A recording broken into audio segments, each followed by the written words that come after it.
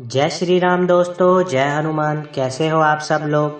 क्या देव शक्ति हमारा नुकसान भी कर देती है या कोई देवी शक्ति हमें प्राप्त होती है हमारी पूजा तपस्या याचना से, या हम प्रभु के नाम का जो सिमरन करते हैं उससे देवता की शक्ति हमें प्राप्त होती है, या वो हमसे प्रसन्न होते हैं। क्या बाद में वो हमारा नुकसान भी कर सकती है? क्या हमारे परिवार को वो छीन भी सकती है? हमारे कुटुंबों को भी नुकसान कर सकती है। तो कितनी इस बातों में सत्य है, कितना सत्य छुपा है, सारी जानकारी आपको इस वीडियो में प्राप्त होगी। अगर वीडियो अच्छी लगती है वीडियो को लाइक कीजिए और मेरे चैनल को सब्सक्राइब कीजिए, ठीक है। क्या होता है कि जब भी हम अपने इष्ट की आराधना करते हैं, उस आराधना से शक्ति प्रसन्न होकर आशीर्वाद के रूप में हमें प्राप्त होती है। अब कई लोग क्या होते हैं, उनकी सोच जो होती है कई प्रकार की गलत भी होती है। वो क्या करते हैं कि शक्तियों को जैसे कि सट्टे का नंबर, जुए का नंबर या अपने हित के लिए चलाने लग जाते हैं। अपने हित के लिए वह यूज़ करना स्टार्ट कर देते हैं कि सामने वाले के घर में क्या दिक्कत है, उसकी क्या समस्या है। ज़्यादा वार्तालाप करने लग जाते हैं, कोई नियमों का पालन नहीं करते हैं। जैसे कि आपको हनुमान बाबा के दूत आपको प्राप्त होंगे। मैंने ऐसे बहुत सारे भगत जो है ना देखे हैं, वह मेरे से पूछते हैं, क्वेश्चन पूछते हैं कि क्या मेरे ऊपर हनुमान जी के दूत है। हनुमान जी के दूत जो है ना वो आपके घर के पानी भरने के लिए नहीं मिलते हैं, वह जन के कल्याण के लिए मिलते हैं, आपकी परिवार की रक्षा करने के लिए आपको प्राप्त होते हैं। उन दूतों से संपर्क बनाना जो हनुमान जी की भक्ति करेगा उन्हें वह शक्ति प्राप्त होगी। एक समय एक ऐसा आ जाता है जब हमारे जो आप बताए ना, एक आदमी ने 10 साल से लगातार हनुमान चालीसा का पाठ किया है। एक क्षण भी उसने, एक दिन भी, एक वर्ष के अंदर 365 दिन होते हैं और 10 वर्ष की टोटल करके देख लीजिए कि इतने दिन तक लगातार हनुमान चालीसा नित्य उसके मुख से चलती रही है। तो क्या उसके शरीर पर बाबा की तरंगों का वास नहीं होगा? क्या उसके शरीर पर बाबा की शक्ति नहीं आएगी? तो अब क्या होता है कि जब उस व्यक्ति को जब तक नहीं पता ना, तो वो शक्ति उसकी रक्षा करती है, उसे सद्मार्ग पर चलाती है, सही रास्ते पे चलाती है, ठीक है। तो अगर वो व्यक्ति उस चीज़ को समझ जाता है कि मेरे साथ कोई शक्ति है और उस शक्ति पर वो अहंकार करके देखिए, अहंकार तो भगवान ने कभी किसी का नहीं छोड़ा, रावण का भी नहीं छोड़ा तो किसी का भी नहीं छोड़ा। चाहे कोई भी हो, प्रभु सबका है। अहंकार जो है नष्ट कर देते हैं, तो अहंकार तो वो किसी का भी नहीं रहने देते। इसलिए भगवान की शक्ति, भगवान की कृपा, भगवान की पूजा अगर आप करते हो और आपके शरीर पर तरंग आ रही है, आपके शरीर पर आपकी ईश्वरी कृपा प्राप्त हो रही है, तो आपको तो ये शक्ति आपके खुद के लिए नहीं है, ये जन के कल्याण के लिए है। अगर आप इसको चलाओगे तो ये आपके लिए कार्य करेगी। अगर आप सोचते हो कि मैं अमीर हो जाऊं, मैं राजा बन जाऊं, मैं देव शक्तियां, पर देव शक्तियां कभी ऐसा कार्य नहीं करती।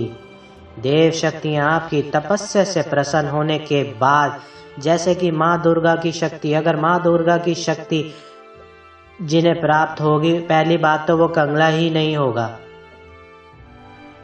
अगर हनुमान जी की शक्ति जिन्हें प्राप्त होगी तो वो भी कंगला नहीं होगा।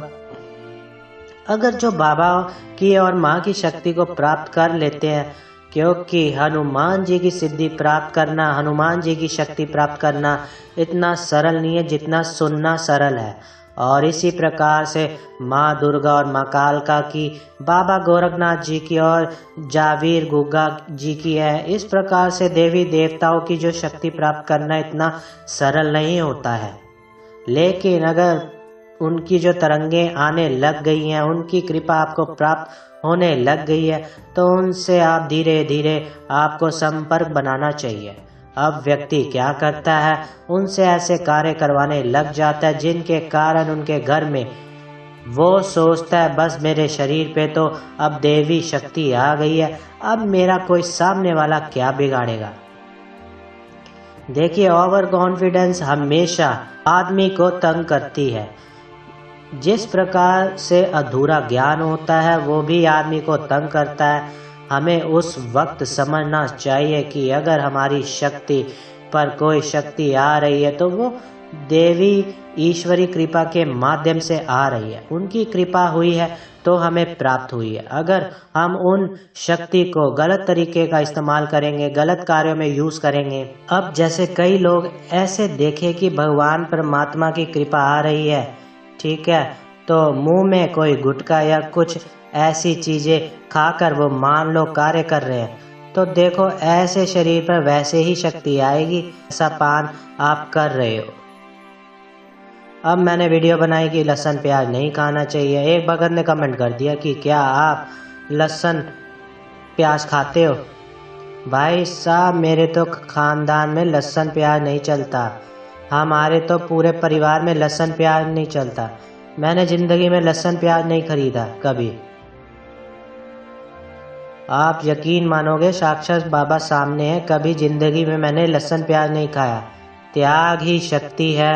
परमात्मा की कृपा ने अगर आपको चुना है तो कुछ बनाने के लिए चुना है। अगर आप जीवन में उस कृपा को खराब करना भी आपके ऊपर है, ठीक है, और उस कृपा को अच्छे तरीके से चलाना भी आपके ऊपर डिपेंड करता है।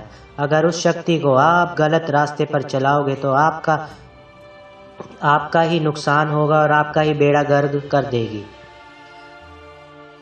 बहुत सारे ऐसे कार्य भी करते हैं, उससे बात करने लग जाते हैं, फालतू की बात करते हैं। अरे यार, वो आपके लिए थोड़ी बैठी है, वो आपके लिए थोड़ी आई है, वो तो जिस व्यक्ति के शरीर पर आई है उसने अपनी भक्ति पूजा पाठ से उस चीज को अर्जित किया है और उसका कोई रिश्ता है उस शक्ति के साथ तभी। लेकिन उसको समझने के लिए समय पर अच्छे गुरु के सानिध्य पर ही हमें जाना चाहिए।